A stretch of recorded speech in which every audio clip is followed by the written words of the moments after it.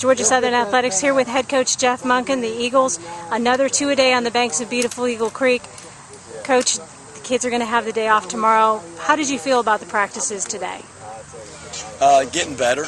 As my good friend Todd Spencer, who's now coaching at Army, always used to say, incremental improvements. So I think we're making incremental improvements. Get just a little bit each day.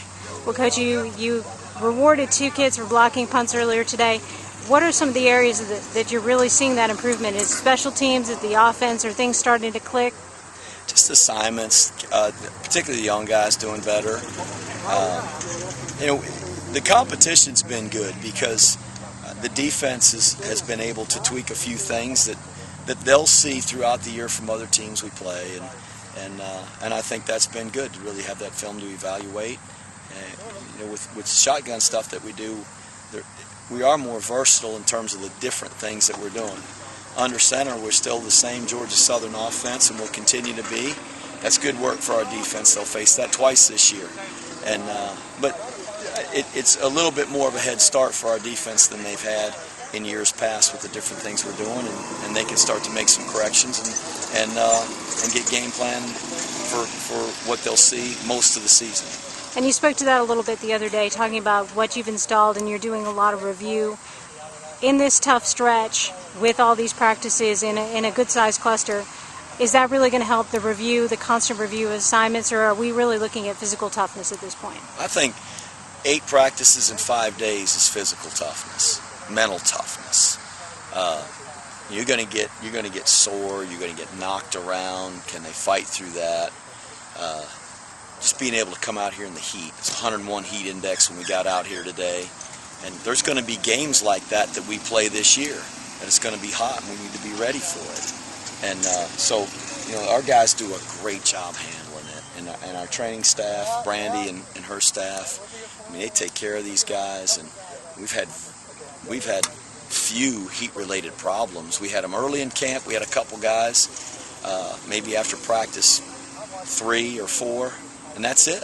But we've been trying to give them a lot of water, and so from that standpoint, it's been good as well.